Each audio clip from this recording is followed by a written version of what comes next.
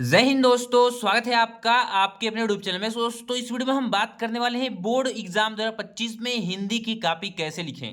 क्योंकि बहुत सारे बच्चों के मन में डाउट होता है कि सर हम अपने बोर्ड एग्जाम में जाएंगे तो हम पहली बार बोर्ड एग्जाम देने वाले हैं, तो हम बोर्ड एग्जाम में कॉपी को कैसे लिखें। और बहुत सारे बच्चे ऐसे होते हैं जो कुछ भी नहीं पढ़े होते हैं, बहुत सारे बच्चे ऐसे होते हैं कि जो बहुत कुछ पढ़े होते हैं। लेकिन कभी कभी ऐसा होता है कि कॉपी लिखने के तरीके से उनके नंबर घट या बढ़ सकते हैं, क्योंकि बहुत तेज बच्चे का भी कम नंबर आ सकता है अगर जो कॉपी में उसने ये तरीके नहीं अपनाए हो जो तरीका मैं बताने वाला हूं। तो पूरा का पूरा वीडियो काफ़ी इंपॉर्टेंट है आप लोगों के लिए। इस वीडियो में आपको बताऊंगा कि 2025 बोर्ड एग्जाम में आपको कॉपी कैसे लिखनी है। क्योंकि जो आपके यूपी टॉपर थे शुभ चपरा, जो क्लास 12th में पढ़ते हैं, उन्होंने अपनी कॉपी अपलोड की थी वेबसाइट पे। मैंने उनकी कॉपी का और बहुत सारे टॉपर्स की कॉपियों का एनालिसिस किया, जिसमें मैंने ये पाया कि टॉपर आखिर ऐसा क्या करते हैं जिनसे उन्हें बहुत सारा नंबर मिलता है भर भर के। तो पूरी वीडियो को एंड तक जरूर देखिएगा, अपने दोस्तों के साथ भी बहुत शेयर कर दीजिए, क्योंकि इस वीडियो ऐसा ट्रिक आपको पूरे यूट्यूब पर कोई नहीं बताएगा। पूरा का पूरा कॉपी लिख कर बताऊंगा अभी कि कैसे आपको आखिर अपने बोर्ड एग्जाम में कॉपी लिखना है। तो चलिए शुरू करते हैं बिना किसी देरी के। यहाँ पे आप देख सकते हैं हिंदी 2025 801 डीएफ कोड का मेरे पास गेस पेपर है, और इस गेस पेपर के सारे प्रश्न हल करवा कर बताऊंगा कि कैसे लिखना है आपको अपने बोर्ड एग्जाम में। और ये रही आपके क्लास 10th बोर्ड एग्जामिनेशन की कॉपी। यहाँ पे आप देख सकते हैं कॉपी आपकी पूरी सील्ड आती है ऐसे सेम सेम, ठीक है। और कॉपी के पीछे कुछ यहाँ पे निर्देश दिया रहता है। देखिए कॉपी के पीछे क्या निर्देश दिया है।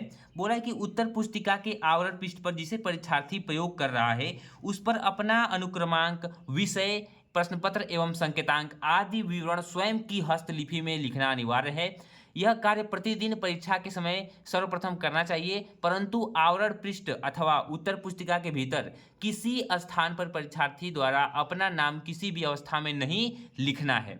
ठीक है, मैं आपको बता दे रहा हूं कि जैसे कि आपके बोर्ड एग्जामिनेशन की कॉपी मिलेगी तो उस पर कवर पेज रहता है जिसपे आपको एक कोड वोड वगैरह सब भरना रहता है।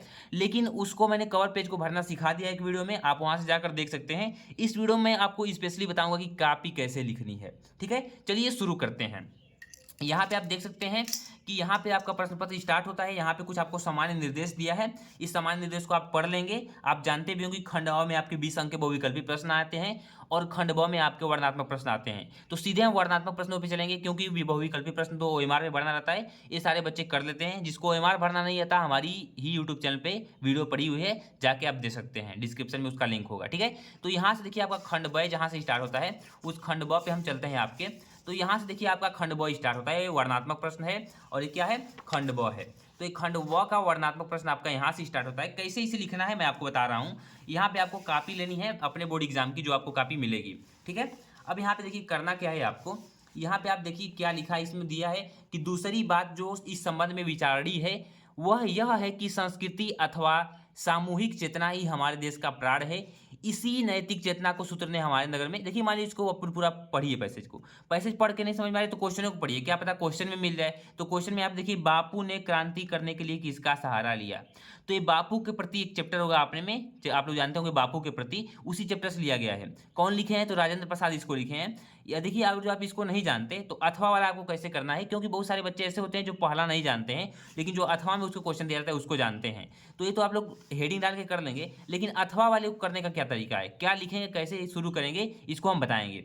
तो यहाँ पे देखिए दूसरा है पैसेज कि मैं ब्राह्मणी हूँ, मुझे अपने अतिथि देव की उपासना का पालन करना चाहिए, परंतु यहाँ नहीं नहीं सब विधर्मी है। ये देखिए ममता नामक पाठ से लिया गया है और इसके लेखक जयशंकर प्रसाद हैं। तो लिखना कैसे है आपको, यहाँ पे आपको लिखना है पहले खंड ब, क्योंकि आप यहाँ पे देख सकते हैं ये आपका खंड ब है और यहाँ पे आपका वर्णनात्मक प्रश्न है। तो यहाँ पे आप खंड ब लिखेंगे। तो सर्वप्रथम आप क्या करेंगे, स्केच लेंगे अपनी और उसी स्केच पेन से यहाँ पे आप खंड ब डालेंगे। देखिए बिल्कुल अच्छे राइटिंग में आपको करना है, और मैं वीडियो बना रहा हूँ तो थोड़ा मोड़ा मेरी राइटिंग इधर से गड़बड़ हो सकता है क्योंकि मैं कैमरे के नीचे मान लीजिए हाथ रख के। ठीक है, तो यहाँ पे आपका हो जाएगा खंड ब। ठीक है, खंड ब आप ऐसे डाल लेंगे अपने हिसाब से, जो जितनी भी आपकी अच्छी राइटिंग होगी। और उस खंड ब के बाद यहाँ पे आप ब्रैकेट में कर देंगे वर्णनात्मक प्रश्न। क्या कर देंगे, वर्णनात्मक प्रश्न।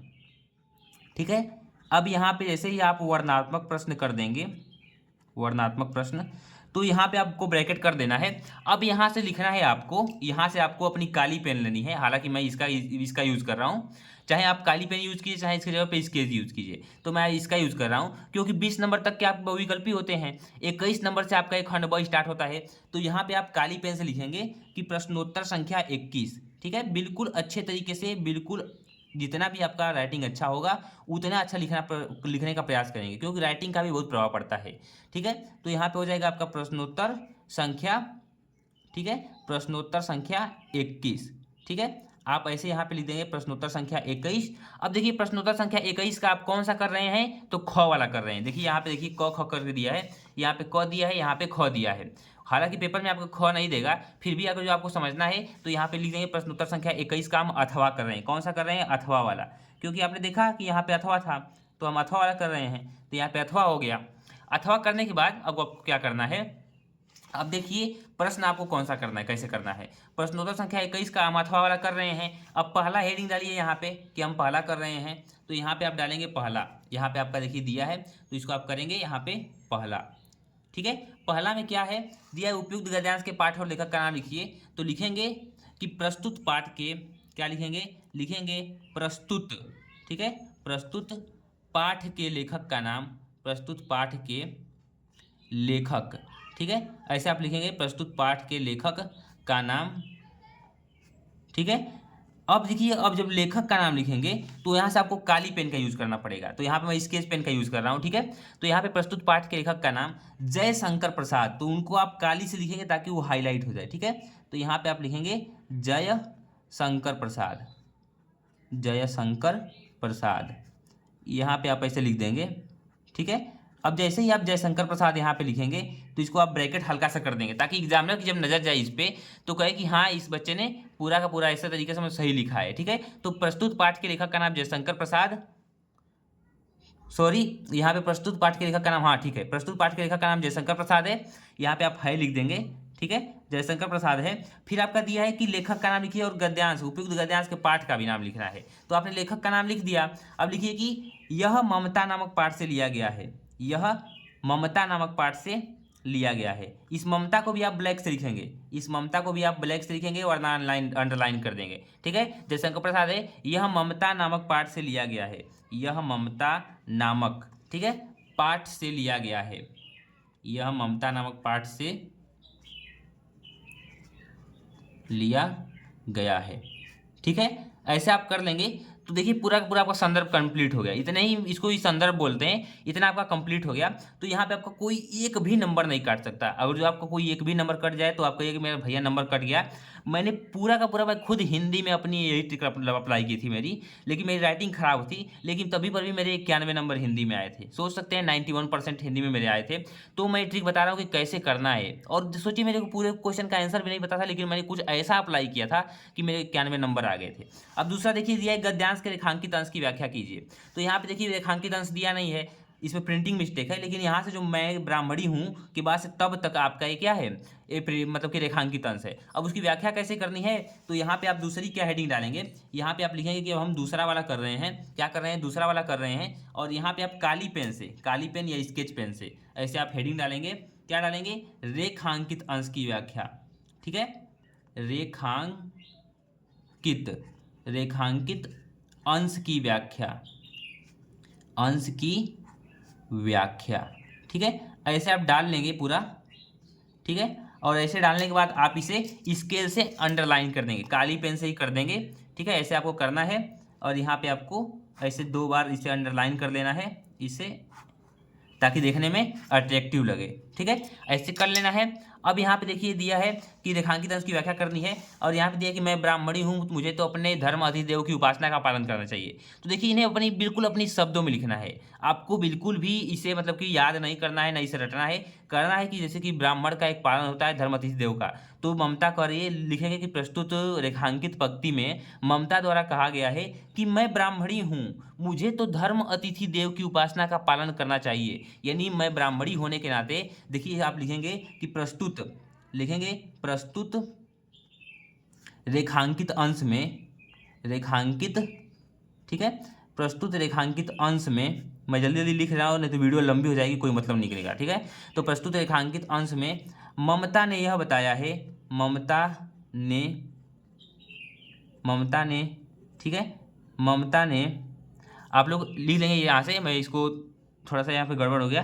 ठीक है, तो लिखेंगे प्रस्तुत रेखांकित अंश में ममता ने यह बताया है कि मैं ब्राह्मणी हूँ, मुझे तो अपने अतिथि लोगों का, अतिथि देवों का पालन करना चाहिए, परंतु यहाँ नहीं नहीं, सब विधर्मी दया के पात्र नहीं है। लेकिन सभी विधर्मी लोग, सभी जिनके जो धर्म की पालना नहीं करते, सभी दुष्ट लोग, सभी अधर्मी लोग, वो दया के पात्र क्या हैं? नहीं है। परंतु यह दया तो नहीं, कर्तव्य पालन है। ठीक है, कर्तव्य पालन है। तब इतना आपको पूरा अपने शब्दों में बनाकर लिख देना है, तो वहां पे भी आपको 2 नंबर मिल जाएगा। जैसे कि यहाँ पे आपका 2 नंबर फिक्स हो गया, यहाँ पे भी आपको 2 नंबर बिल्कुल दे देगा एग्जामिनर। अब देखिए लास्ट दिया है कि छल नहीं, मैं तब स्त्री नहीं जाता हूँ, तैमूर का वंशधर छल स्त्री से छल करेगा जाता हूँ, वाक्य में किसने और क्यों कहा। तो ये आपको पाठ पढ़े रहेंगे तो आपको पता रहेगा, चाहे इसको भी पढ़ के पता चल रहा है कि तैमूर का वंशधर कह रहा है, किससे कह रहा है? तो ममता से कह रहा है। तो ममता से कह रहा है, कौन था ये तैमूर का वंशधर? कहीं का राजा था कि राजकुमार था, क्या था? उसको आपको पूरा एक्सप्लेन करके लिखना है ना। तो यहाँ पे आप तीसरा डालेंगे और इसका आंसर लिख दें कि हाँ इन्होंने इससे कहा था, मतलब कि इन्होंने ममता से कहा था। किसने कहा था? तो किसने सुना था? तो ममता से कहा था। और कौन कहा था उसका आप नाम लिखेंगे। तो यहाँ पे भी आपको 2 नंबर मिल जाएगा। ठीक है, ऐसे करके आप देखिए पूरा का पूरा जो कॉपी है, ऐसे ही प्रश्नोत्तर संख्या आपको डालना है। फिर दूसरे में प्रश्नोत्तर संख्या 22 करके, प्रश्नोत्तर संख्या 22 करके पूरा का पूरा देखिए, इसमें से आप ए कीजिए या फिर ए कीजिए। यहाँ पे भी आप पढ़ेंगे तो आपको समझ में आ रहा होगा कि यहाँ पे देखिए सूर आ रहा है इसमें, तो सूरदास से इसको लिखे हैं। तो इसको भी लिखेंगे प्रस्तुत गद्यांश हमारी पाठ्य पुस्तक हिंदी के पद नामक पाठ से ली गई है, जिसके लेखक सूरदास जी हैं। फिर अंतिम क्वेश्चन पूछा कि उपयुक्त पद्यांश के मतलब में किसकी बाल क्रीड़ाओं का वर्णन है? तो भाई जाहिर सी बात है श्री कृष्ण की वो किया है सूरदास जी वर्णन। तो यहाँ पे लिख देंगे कि उपयुक्त पद्यांश में श्री कृष्ण की बाल क्रीड़ाओं का वर्णन है। और जो निबंध लिखने का तरीका है, जो पूरा तरीका है, वो मैंने तरीका बता दिया है आपको बहुत सारे वीडियोज में। यहाँ पे देखिए संस्कृत का अनुवाद करना रहेगा आपको, कैसे करना है, इन सभी चीज़ों का PDF आपको बिल्कुल फ्री में मिल रहा है हमारे टेलीग्राम चैनल पर। तो जाके जल्दी जल्दी ज्वाइन कर लीजिए, वहाँ पर मैं आपको पूरा बताया हूँ। और ऐसी ही वीडियोज़ के लिए हमारे चैनल को सब्सक्राइब कर लीजिए। पूरा का पूरा टॉपर तरीका मैंने आपको बताया कि कैसे आपको हेडिंग डालनी है, कैसे आपको मतलब मेन इंपॉर्टेंट चीज़ों को हाईलाइट करना है। ठीक है, मिलते हैं नेक्स्ट वीडियो में नेक्स्ट टॉपिक के